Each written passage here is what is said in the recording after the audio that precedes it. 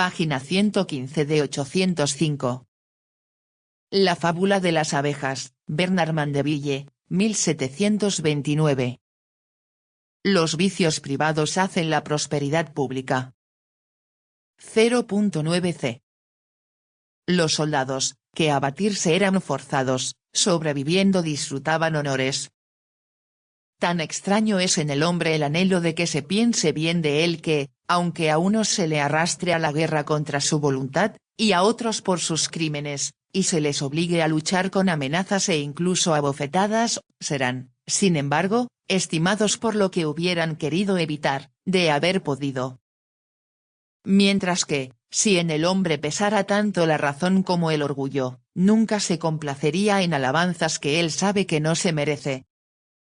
Por honor, en su propia y genuina significación, no queremos decir otra cosa sino la buena opinión de los otros, la cual se considera de más o menos substancia según el mayor o menor ruido o bullicio que se haga en su demostración, y cuando decimos que el soberano es la fuente del honor, significa que es él quien, con títulos o ceremonias, o ambas cosas a la vez, tiene el poder de estampar sobre el que le plazca una marca que será tan legal como su moneda, y que proporcionará al propietario, se lo merezca o no, el aprecio de todo el mundo.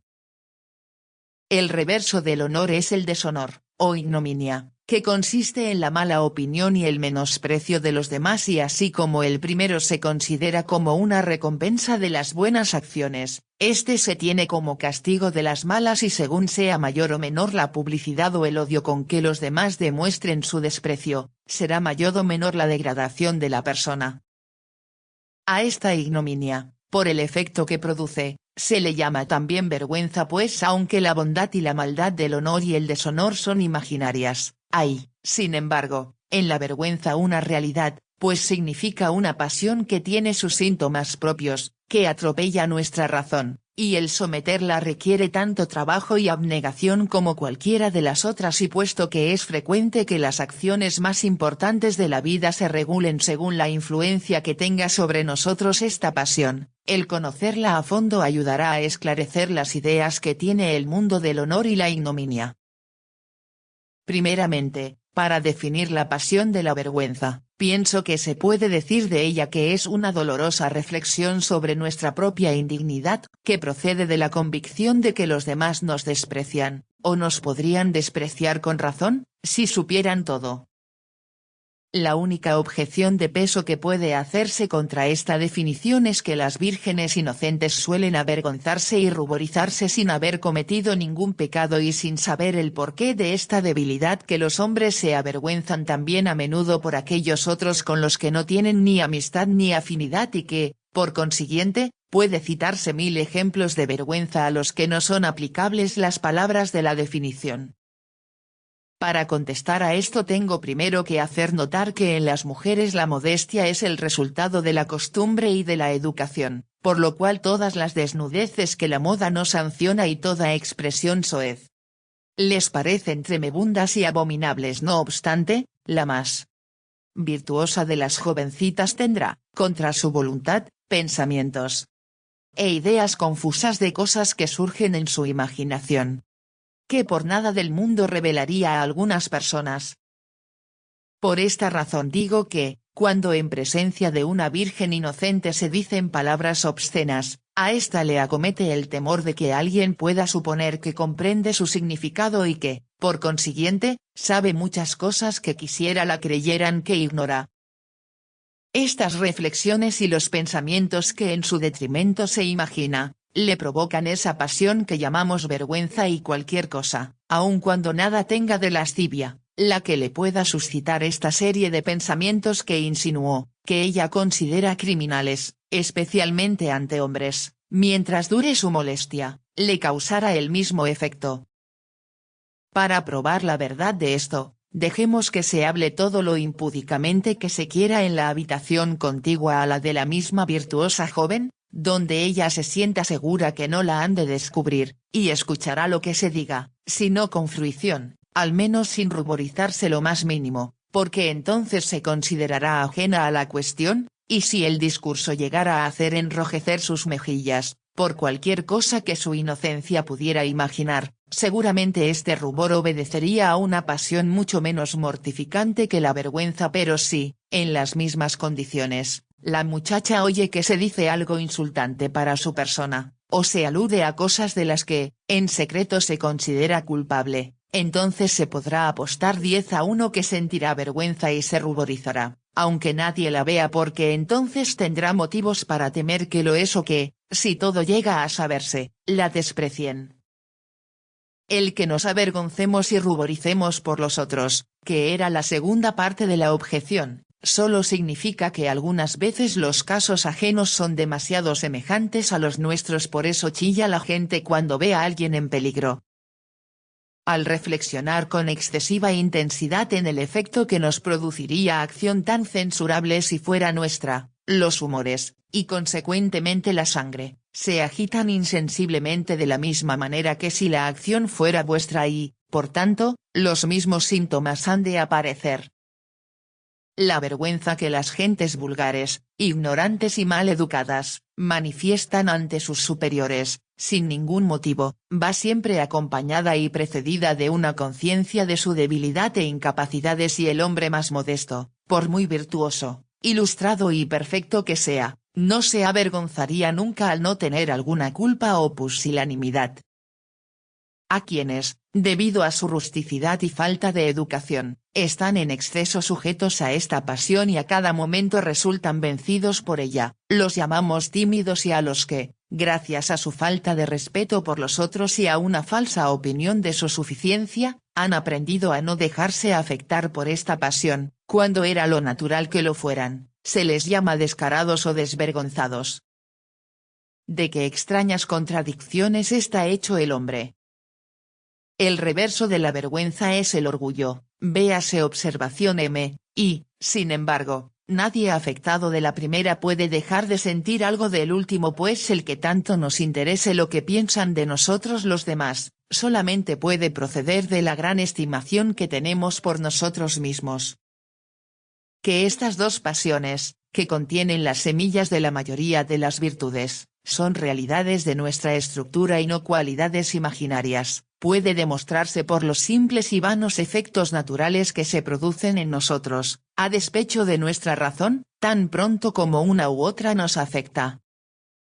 Cuando a un hombre le abruma la vergüenza, siente decaído su ánimo, nota que el corazón se le enfría y comprime, y que la sangre vuela de él hacia la superficie del cuerpo, la cara relumbra, el cuello y parte del pecho comparten este fuego, se siente pesado como el plomo, la cabeza se le inclina y los ojos, a través de una bruma de confusión, se fijan en el suelo.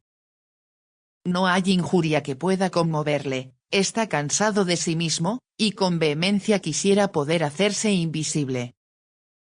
Pero, cuando viendo recompensada su vanidad se recrea con su orgullo, siente síntomas bastante contrarios. Su ánimo levanta y agita la sangre de sus arterias, un calor más que ordinario fortalece y ensancha su corazón, tiene las extremidades frescas, se siente ligero y cree flotar en el aire, yergue la cabeza y sus ojos miran con desenvoltura, le embarga la alegría de vivir, no está predispuesto para la cólera y le gustaría que todo el mundo advirtiera su presencia. Parece verdaderamente increíble lo necesaria que es la vergüenza como ingrediente para hacernos sociables, aunque es una debilidad de nuestra naturaleza. Todo el mundo, al sentirse bajo su influjo, se somete a ella con pena, y la impedirían si pudieran. Sin embargo, en ella estriba el encanto de la conversación, y si la mayor parte de la humanidad no fuera su víctima, no habría sociedad educada. Pero, como este sentimiento es molesto, y todas las criaturas se desviven constantemente por defenderse de él, es probable que el hombre, a fuerza de esforzarse por evitar este malestar, consiga en gran parte vencer la vergüenza a la que en realidad debe su educación antes de ser adulto, pero como esto iría en detrimento de la sociedad, desde su infancia y durante todo el tiempo de su educación tratamos de aumentar en vez de disminuir o destruir este sentido de vergüenza, y el único remedio que se le prescribe es una estricta observancia de ciertas reglas para evitar aquellas cosas que atraen sobre él este molesto sentimiento de vergüenza. Pues en cuanto a curarle o librarle de él, antes podrían los políticos privarle de la existencia, Las reglas a que me refiero consisten en un hábil manejo de nosotros mismos, en una sofocación de nuestros apetitos y ocultar ante los otros el verdadero sentir de nuestros corazones.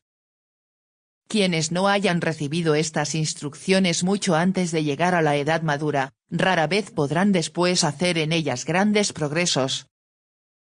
Para lograr y llevar a la perfección el propósito que indico, nada es de más ayuda que el orgullo y el buen sentido.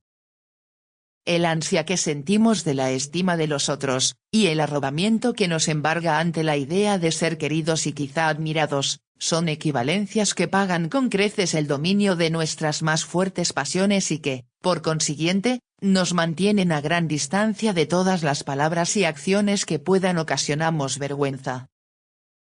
Las pasiones que con más afán debiéramos ocultar para el contento y el embellecimiento de la sociedad son principalmente la lujuria, el egoísmo y el orgullo. Por tanto, la palabra modestia tiene tres significados diferentes, que varían según las pasiones que encubra. En primer lugar, considero ese género de modestia cuyo objeto es la pretensión general a la castidad, y que consiste en poner en juego todas nuestras facultades, con un esfuerzo sincero y penoso para sofocar y ocultar delante de los demás las inclinaciones que la naturaleza nos ha dado para propagar nuestra especie. Las lecciones para lograr este objeto, al igual que las de la gramática, se nos inculcan mucho antes de tener ocasión de comprender o poner en práctica su utilidad. Esta es la razón de por qué los niños suelen avergonzarse y ruborizarse púdicamente, antes de que el impulso de la naturaleza a que me refiero les haga ninguna impresión. Una niñita, educada honestamente, puede, antes de cumplir los 2 años, empezar a observar el cuidado que tienen las mujeres con quienes conversa, de cubrirse delante de los hombres, y esta misma precaución, que se le inculcará con preceptos y ejemplos, dará probablemente por resultado que a los 6 años se avergüence de enseñar las piernas sin saber la razón de por qué este acto es censurable, ni cuál sea su objeto. Para ser modestos debiéramos, en primer lugar, evitar todas las desnudeces que no sean acostumbradas. No se puede criticar a una mujer por llevar el cuello desnudo si la costumbre del país lo permite y cuando la moda ordena que el corsé ha de tener el escote muy bajo. Una virgen en la flor de los años puede, sin temor de ser censurada, mostrar a todo el mundo cómo sus firmes y turgentes senos, blancos como la nieve, surgen bien separados en su amplio pecho. Pero consentir en enseñar el tobillo donde la moda femenina ordena ocultar hasta el mismo pie, sería una falta de modestia, y la mujer que, en un país donde la decencia ordena ir velada, enseña media cara, es una impúdica. En segundo lugar, nuestro lenguaje debe ser casto, y no solamente exento, sino muy alejado de las obscenidades, esto es que cualquier cosa que se relacione con la multiplicación de nuestra especie, no se menciona, y nunca debe salir de nuestros labios, la menor palabra o expresión que aluda a ese acto, aun de manera muy lejana. En tercer término, todas las posturas y ademanes que puedan de algún modo mancillar la imaginación, haciéndonos evocar esto que he llamado obscenidades, han de evitarse con sumo cuidado. Una joven a quien se considere bien educada, debe observar ante los hombres una conducta discreta y aparentar siempre que no sabe recibir favores, mucho menos otorgarlos, a no ser que la mucha edad del hombre, una consanguinidad o una gran superioridad por parte de uno o de otro, le sirva de excusa. La señora joven de refinada educación mantiene siempre una rigurosa vigilancia tanto de su expresión como de sus acciones, y en sus ojos podemos leer la conciencia de que guarda un tesoro que corre el peligro de perder y del que está resuelta a no separarse a ningún precio.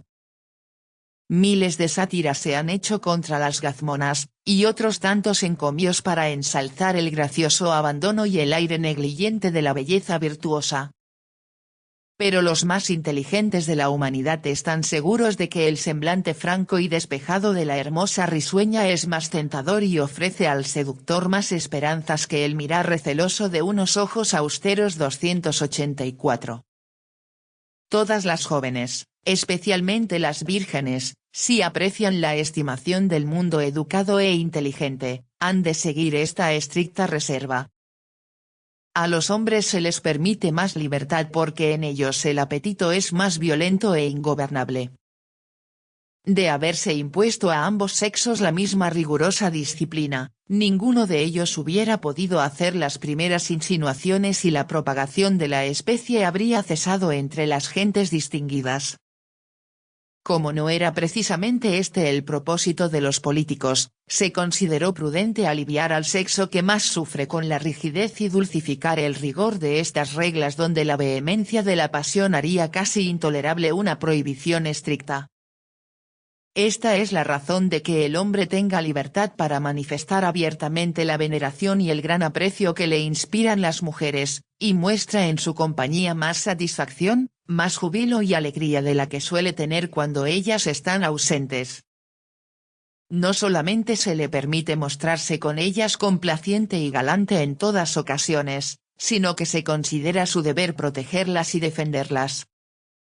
Puede elogiar las buenas cualidades que posean y ensalzar sus méritos con todas las exageraciones, compatibles con el buen sentido que le permita su fantasía.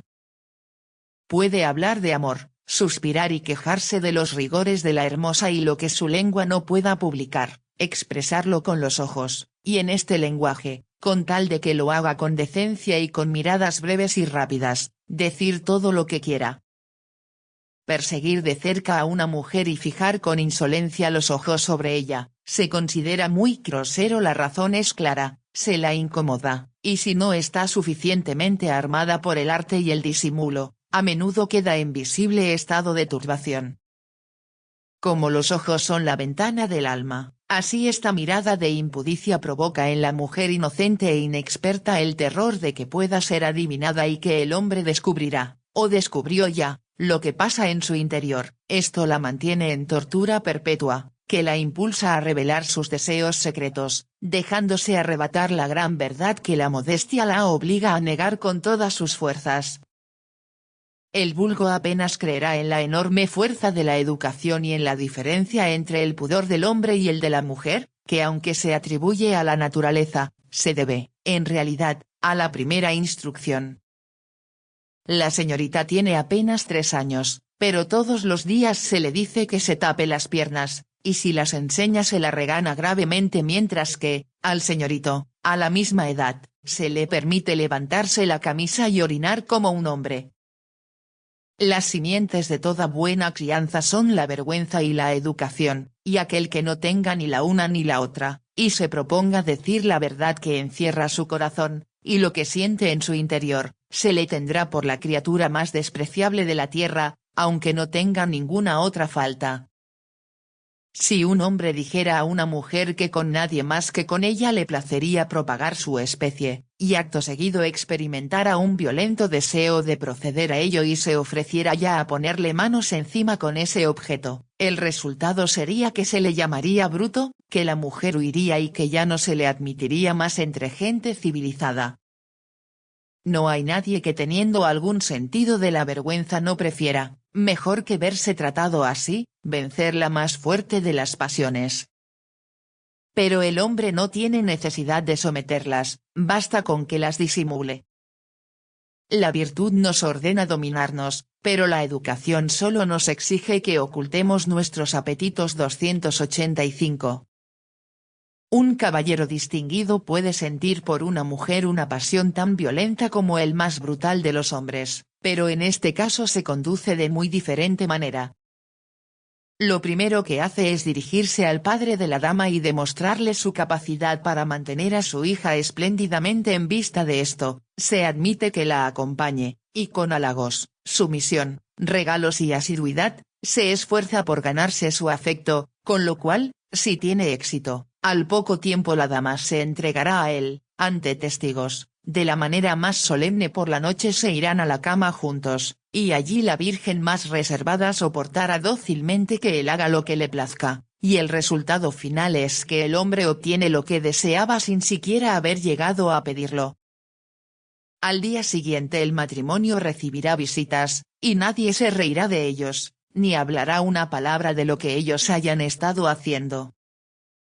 En cuanto a la joven pareja me refiero a las personas bien educadas, se comportarán entre sí como si nada hubiera pasado, comerán, beberán, se divertirán como de costumbre, y no habiendo hecho nada de qué avergonzarse, se les considerará como lo que en realidad son, los seres más honestos de la tierra. Lo que me propongo demostrar con esto es que el ser bien educado no nos exige privarnos de nuestros placeres sensuales, sino solamente trabajar por nuestra mutua felicidad y ayudarnos uno a otro en el exuberante goce de todo el favor mundano. El distinguido caballero a que me refiero no necesita poner en práctica más abnegación que el salvaje, y este último obra más de acuerdo con las leyes de la naturaleza y con más sinceridad que el primero. El hombre que satisface sus apetitos según la costumbre del país, no tiene que temer la censura.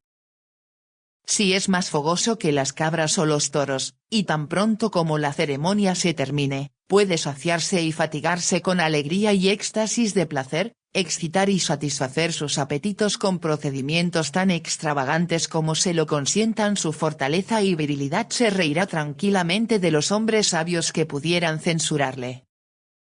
Todas las mujeres y más del 90% de los hombres estarán de su parte, con lo que todavía puede tener la osadía de apreciarse a sí mismo por la furia de su desenfrenada pasión, y cuanto más se revuelque en la lujuria y más dedique sus facultades a retinar su voluptuosidad, más pronto ganará el afecto y la simpatía de las mujeres, y no solamente de las jovencitas vanidosas y lascivas, sino hasta el de las matronas más graves, prudentes y sobrias.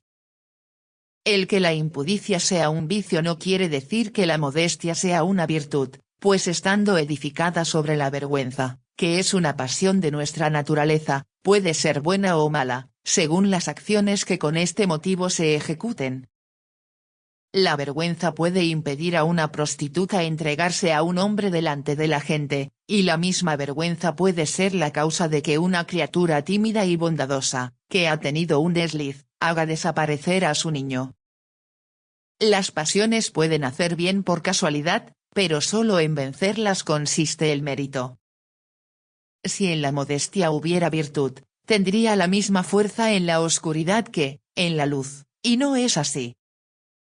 Esto lo sabe muy bien el hombre dedicado a los placeres, a quien nunca preocupa la virtud de una mujer con tal de poder conquistar su modestia. Por eso los seductores no lanzan sus ataques a la luz del día, sino que cavan sus trincheras por la noche. Illa verecundis lux est praebenda puellis, qua timidus latebras sperat avere pudor. Cabe a la gente pudiente el pecar sin que sus placeres robados les descubran, pero las sirvientas y las mujeres de la clase humilde rara vez tienen los medios de ocultar un vientre protuberante o, por lo menos, la consecuencia de este.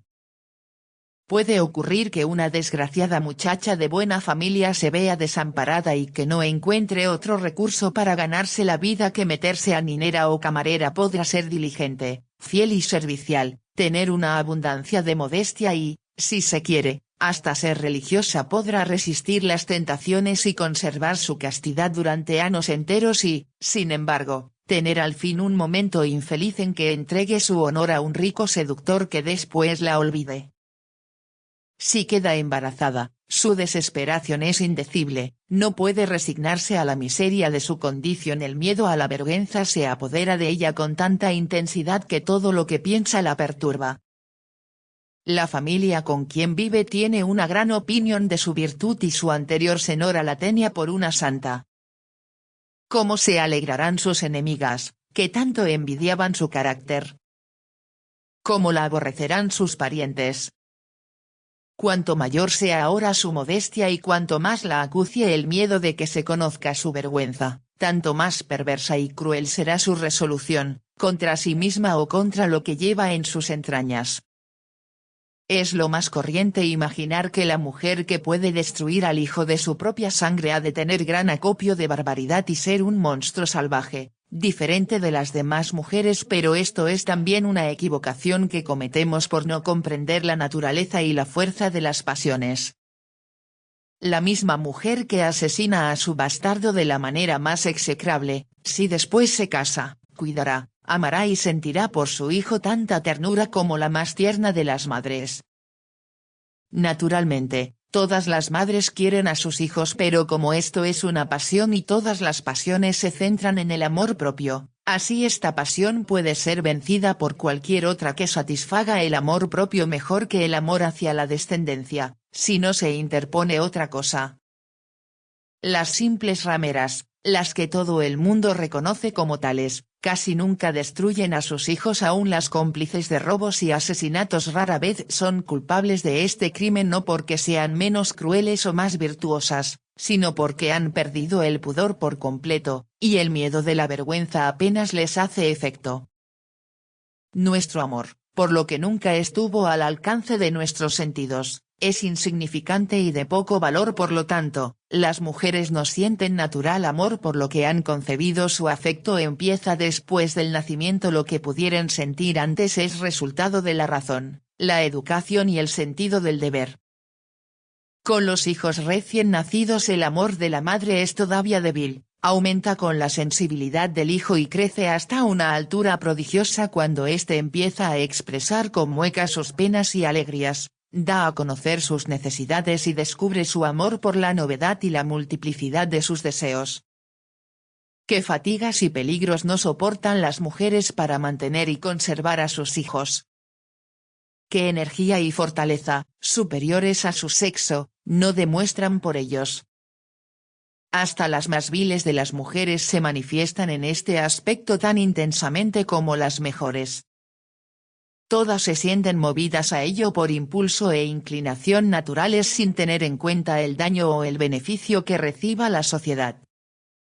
Ningún mérito hay en agradamos a nosotros mismos, y con frecuencia la excesiva ternura de los padres echa a perder irremisiblemente a sus propios retonos, pues aunque a los niños, durante 2 o 3 años, les convenga esta indulgente solicitud de las madres, más tarde, si no se la modera, puede corromperles, e incluso, a muchos, conducir a la cárcel. Si el lector estima que he sido demasiado prolijo en esta rama de la modestia, con cuya ayuda nos esforzamos por aparecer castos, le compensaré con la brevedad con que me propongo tratar la otra parte de esta pasión que utilizamos para hacer creer a los otros que el aprecio que sentimos por ellos excede al que nos profesamos a nosotros mismos, y que por grande que sea la despreocupación que sentimos por el interés de cualquiera, nunca lo será tanto como la que abrigamos por el nuestro. A esta laudable cualidad se la conoce comúnmente con el nombre de maneras y buena crianza, y consiste en el hábito de moda adquirido por preceptos y ejemplos, de adular el orgullo y el egoísmo de los demás ocultando el nuestro con juicio y destreza. Esto, se sobreentiende, solo se refiere al trato con nuestros iguales y superiores, y mientras estemos en paz y amistad con ellos, pues nuestra complacencia nunca debe estorbar a las reglas del honor y mucho menos al homenaje que nos es debido por parte de nuestros criados y aquellos que dependen de nosotros. Creo que con esta advertencia, la definición cuadrará a todo lo que pueda ponerse como ejemplo, tanto de buena crianza como de malos modales, y que no será fácil descubrir, a través de los diversos accidentes de la vida y conversación humanas, en todos los países y en todas las edades, un caso de modestia o de impudicia que no pueda comprenderse o ser ilustrado por esta definición. Al hombre que, sin ofrecer remuneración, solicita de otro, que le es extraño, favores de importancia, se le llama impúdico porque muestra abiertamente su egoísmo sin consideración del egoísmo del otro. De la misma manera vemos por qué un hombre debe hablar de su esposa y de sus hijos, y de cada cosa que le es cara, tan parcamente como le sea posible y casi sin mencionarse a sí mismo, especialmente si los elogia.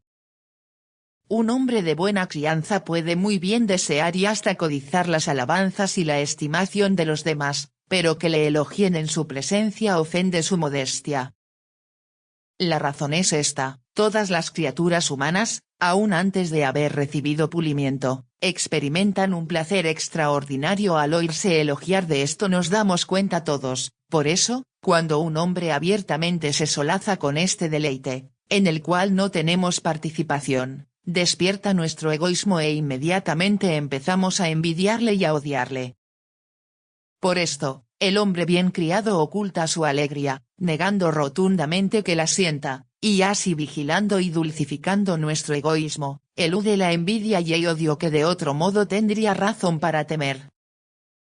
Cuando desde nuestra infancia observamos cómo son ridiculizados aquellos que escuchan tranquilamente su propio elogio, es posible que podamos esforzarnos por evitar este placer y lleguemos, con el curso del tiempo, a estremecernos ante la sola posibilidad de sufrirlo, pero esto no es seguir los dictados de la naturaleza, sino corregirla por medio de la costumbre y la educación, porque si la humanidad en general no se deleitara con las alabanzas, no habría modestia en negarse a oírlas. El hombre de buenos modales no escoge lo mejor del plato, sino lo peor y acepta de todo, a menos que se sienta obligado, la porción más insignificante. Merced a esta cortesía, lo mejor queda para los demás, y como esto es un cumplido para con los presentes, todos se sienten agradecidos. Cuanto mayor sea el egoísmo de estos, más inclinados se sentirán a aprobar tal comportamiento, y una vez despierta su gratitud, quiéranlo o no, se verán obligados a pensar favorablemente de él. Estas son las maneras con que el hombre de buena crianza se granjea la estimación de todas las personas que frecuenta, y si con ello no gana nada, el placer que recibe al pensar en el aplauso, que sabe se le concede secretamente, es para un hombre orgulloso más que un equivalente de su anterior abnegación, que paga con creces al amor propio la pérdida que supone su complacencia para con los demás. Si para 6 personas poco íntimas hay 7 u 8 manzanas o melocotones, que sean casi iguales, el que tenga el privilegio de escoger primero elegirá aquel o aquella que, si existe alguna diferencia considerable, un ni no tendría por lo peor. Esto lo hace el hombre para insinuar que considera a los que le rodean de superior mérito y que no hay ninguno a quien no aprecie más que a sí mismo.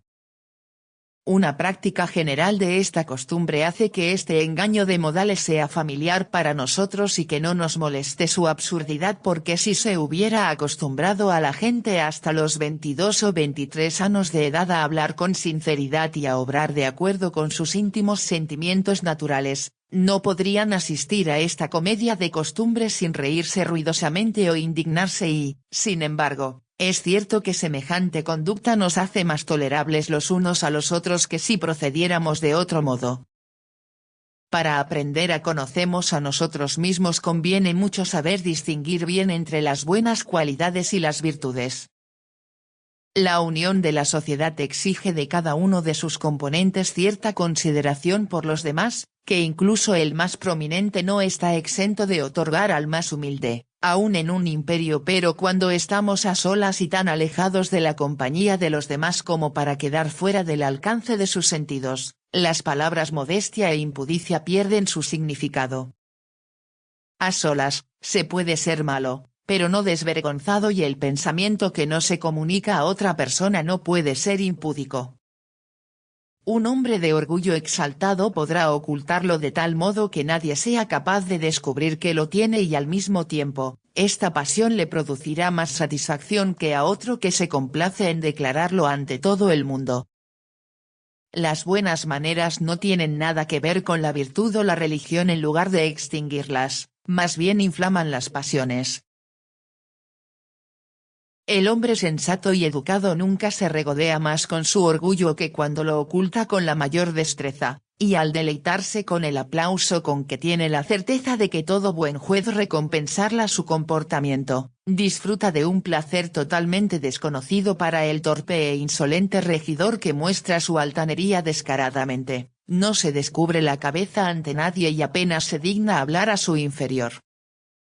Un hombre puede evitar cuidadosamente todo lo que a los ojos del mundo se considera como el resultado del orgullo, sin mortificarse ni lograr el menor dominio de sus pasiones. A lo sumo sacrificar a la insípida apariencia del orgullo, que solo deleita a las personas necias e ignorantes, en beneficio de ese otro orgullo que todos sentimos en nuestro interior, que el hombre de más elevado espíritu y de más exaltado genio cultiva en silencio con tanto éxtasis.